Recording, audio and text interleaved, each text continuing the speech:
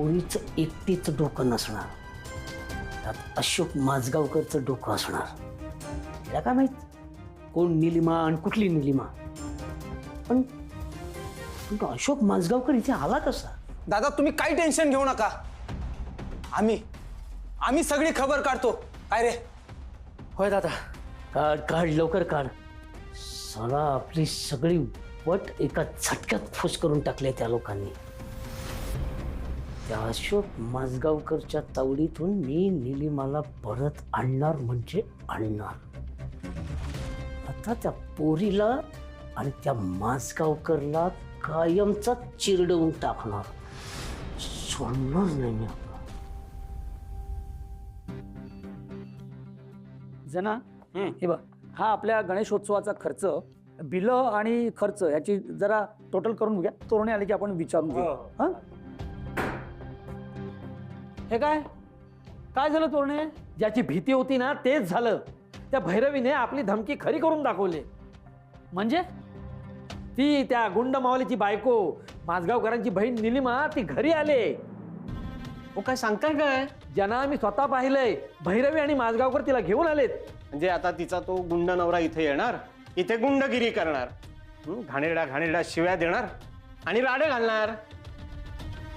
नाही नाही, हे नाही चालणार. आता माझगावकरांनी काय प्रॉब्लेम करूच दे. नाही त्यांच्या विरुद्ध पोलिसात कंप्लेंट केली ना तर बघा. हो पण म्हणजे देसाई, तो येईपर्यंत आपण वाट बघणार आहोत का? मग नाही दुसरं काय करू शकतो आपण? इथे आरडाओरडा करण्याशिवाय काही पर्याय आहे का आपल्याकडे? नाही नाही नाही नाही, मुलांना सांगावं लागणार, घराबाहेर पडू नका आणि अनोळखी माणसाशी तर अजिबात बोलू नका. वा रे वा, अरे ह्याला काय अर्थ आहे? नाही म्हणजे त्यांच्या नसत्या उद्योगापायी आपण का अडकून राहायचं? ही माझगावकर फॅमिली ना वैताग आहे, वैताग. अहो सोसायटीत राहणंच कठीण करून ठेवलंय. आपल्या सहनशक्तीचा अंत बघतायत ते. नाही आता तो गुंड येऊच दे इकडे. नाही या अख्ख्या माझगावकर फॅमिलीची वरात काढली ना तर नाव देसाई सांगणार नाही.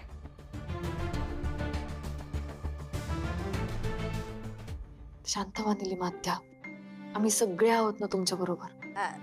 निलिमाताई पाणी घेता का? नंतर चहा पण देतो. मायशेल्फ राधा सरकटे, माया नंदेची तुम्ही ननंद आहात बरं. हे डबल मान आहे ना बाप्पा. नमस्कार करतो तुम्हाला.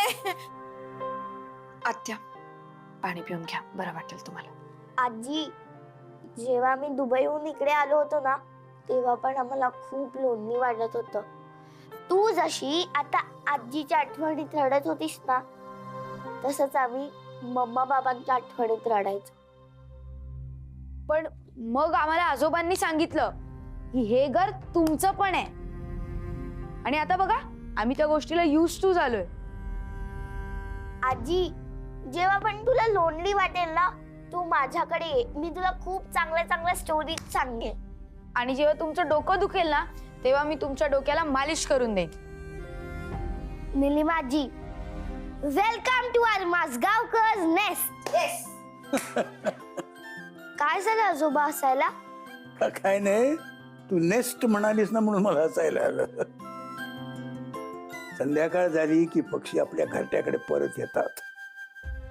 आपल्याही जगण्याची आता संध्याकाळ होत आली आहे. तू आलीस बरं झालं.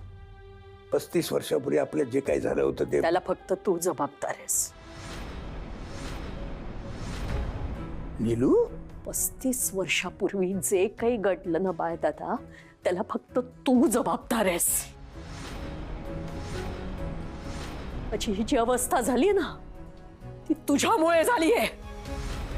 फक्त तुझ्यामुळे. कळतंय तुला? का आता का असं बघत बसल्यास?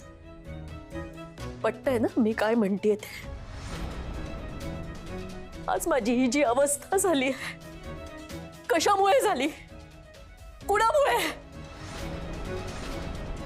तुझ्यामुळे. तू वाऱ्यावर सोडलंस मला, माझ्याकडे लक्ष दिलं नाहीस. भाऊ होतास ना तू, मोठा भाऊ. मग बहीण लग्न करून गेली म्हणजे जबाबदारी संपली. आपली बहीण कशी आहे, कुठे आहे, जिवंत आहे का मेली आहे बघावंसं वाटलं तुला? गेलास तू? बोल ना, गप्प कायस आता, बोल. नीलू, मी तुला वाऱ्यावर सोडलं नव्हतं. तू निघून गेली होतीस. हो गेले होते ना, मी निघून गेले होते, पण मग तू आला का नाहीस माझ्या मागे मला शोधत? का नाही आलास तू? तू गेलीस तेव्हा मी घरात नव्हतो नीलू. पण मी आले होते ना, मी आले होते ना लग्न करून, हिरवा चुडा घालून, गळ्यात मंगळसूत्र घालून. बाबा अंथरुणाला खेळले होते तेव्हा. मला वाटलं मला असं आलेलं बघून माझे आई वडील मला मायेनं जवळ घेतील. माझा भाऊ म्हणेल जाऊ दे नीलू, झालं गेलं, आपण सगळं विसरून जाऊया, नव्याने सुरुवात करूया. पण काय झालं, काय झालं? माझ्या तोंडावर दरवाजा लावून निघून गेला होतास. मी तुझ्या तोंडावर दार लावून घेतलं नव्हतं. मी तुला सगळीकडे शोधण्याचा प्रयत्न केला. तू आलीस तेव्हा आईच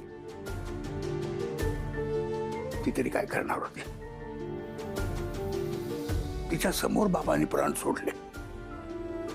काय अवस्था झाली असेल तिची. आणि माझं काय, मला काय वाटलं असेल?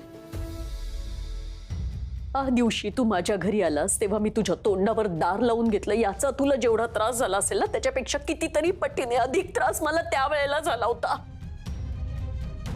एका क्षणात निराधार झाले होते मी. आणि माझं काय, तू लग्न करून आलीस त्या क्षणी त्याच धक्क्यानं बाबा गेले. विसरलीस माझी अवस्था काय झाली असेल. मी काय करायला होतं. म्हणजे बाबांचा जीव माझ्यामुळे गेला. अर्थात सगळेजण सांगत होते की तू त्या माणसाशी लग्न करू नकोस, तो बरा नाही, चांगला नाहीये, तरी तो ऐकलं नाही. मी नाही ऐकलं, मी नाही ऐकलं. माझं डोकं फिरलं होतं. मी काय ती तरुणपणाच्या धुंदीत होते, माझ्या डोळ्यावर पट्टी होते, सगळं खरं मान्य. पण तू का मला वाऱ्यावर सोडलंस? आयुष्याचं मातेरं झालं माझ्या. तू का नाही आलास माझ्या मागे मला शोधत? मी आले होते आपल्या जुन्या घरी, पण मला तिथे कळलं की आता तिथे कोणीच राहत नाही, सगळे निघून गेले. कुठे शोधणार होते मी तुला, कुठे शोधणार होते? कोण असं आपल्या धाकट्या बहिणीला कायमचं विसरतं? बाळदादा, तुझ्यामुळे झाली आहे माझी ही अवस्था. तू जबाबदार आहेस. तुला लाज वाटायला हवी मोठा भाऊ म्हणून. तू तुझी जबाबदारी नाही केली आहेस पूर्ण, मला सांगतोयस. निलिमाता प्लीज शांत व्हा, प्लीज, तुम्हालाच त्रास होईल. बाहेर बोलू दे तिला. हा तू बोल, तुला हवं ते बोल, मोकळी होऊन चाल. शांत हो यावर. नाही होणार मी शांत. आता नको म्हणूस मला शांत हो. आवडू नको सुखात समजूतदारपणाचा. त्यावेळेला दाखवायला होता समजूतदारपणा, तेव्हा कुठे गेला होता? आता म्हणतोय मला. तेव्हा मी लहान होते ना, नव्हतं कळत ना मला, याला नव्हतं कळत. मी पाणी आणा पटकन. समजूतदारपणा नाही दाखवला तेव्हा, आणि आता सांगतोय. हो, हे घ्या निलिमाताई, आम्ही पटकन घ्या, हे घ्या, हे घ्या. थोडं पाणी पिऊन घ्या प्लीज.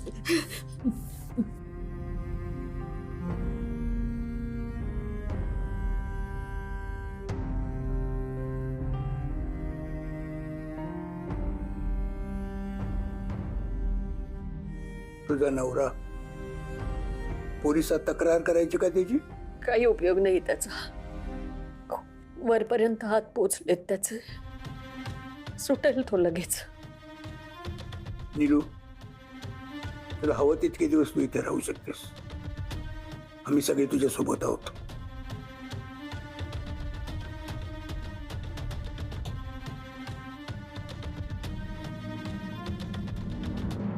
देसाई, मला वाटतं आपण रात्रीची सिक्युरिटी वाढवूया. हे एकट्या पर्चूने काही होणार नाहीये. आपण एक एक जण गस्त घालूया. अगदी बरोबर बोललात बघा साहेब तुम्ही. काय बरोबर बोलला. मग तुम्हाला काय वाटतं, आपण टर्न बाय टर्न प्रत्येकाने जागरण करायचं काय? चालेल, हवं तर आपण महागातला सीसीटीव्ही विकत घेऊया. चालतंय चालतंय. आपण ना गेटच्या बाहेर 2-2 CCTV लावू. म्हणजे काय, कोण येतही जाते ना, मला केबिन मध्ये बसल्या बसल्या समजा कळेल. मग मी तुम्हाला ना बरोबर माहिती देत राहील. ए, बघा शाण्या, गप जरा गप. देसाई तुम्हाला सांगतो, परशु अगदी बरोबर बोलला. CCTV लावायचं फुकट येतात का? पैसे पडतील त्याला. कोण देणार आहेत एवढे पैसे? मी काय म्हणतो, त्याच्यापेक्षा ना आपण सोसायटीला तारेचं कुंपण लावू, ते जास्त स्वस्त आहे. अहो देसाई काय बोलताय, तो माणूस आहे ना, अख्खा माणूस कापून काढतो. तार नाही का तोडणार तो? बरोबर बरोबर. अहो तो डेंजर, त्याचे साथीदार पण लई डेंजर आहेत, कोणाला बी कापतील ते. मला तर वाटतंय आपण असेच गप्पा मारत राहणार आणि तो कधी पण येऊन आपली गचांडी धरणार. घ्या, आपण त्या सैतानाचं नाव काढतो आणि सैतान दानात हजर. तो बघा तोच तर आहे ना. अहो त्याला सोडतच नाही, मोठा चेव आला होता ना. अरे त्याला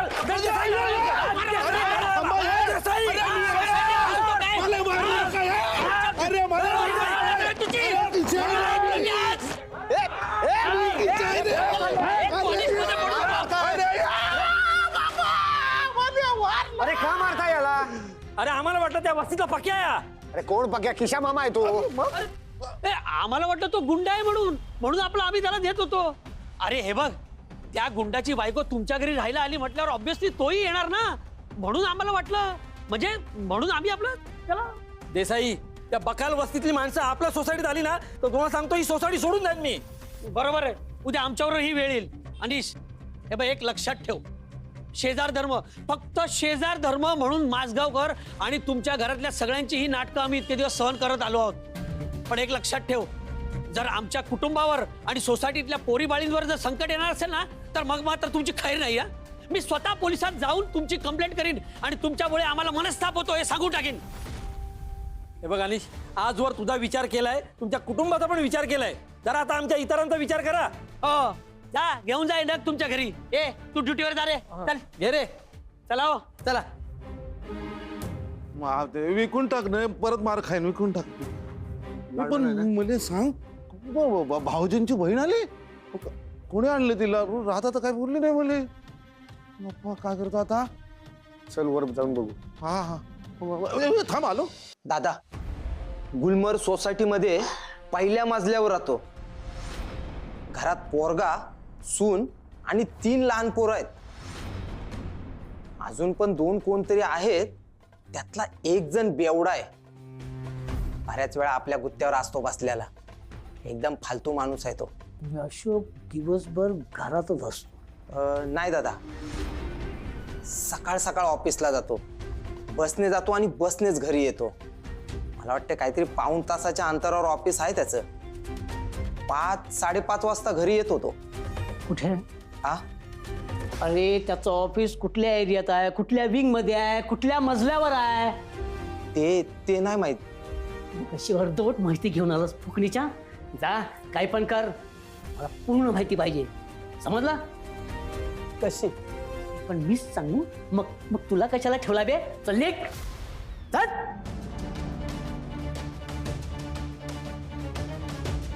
गुलमोहर सोसायटी, पहिला मजला, सून आणि लहान मुलं.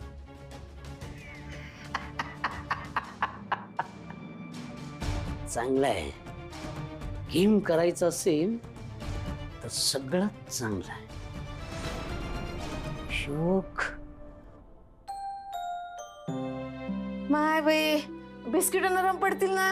ताई बाई, चहा नाही घेतला का तुम्ही? चहा नाही तर राहू दे, जेवणाचीच वेळ झाली. वाढू का?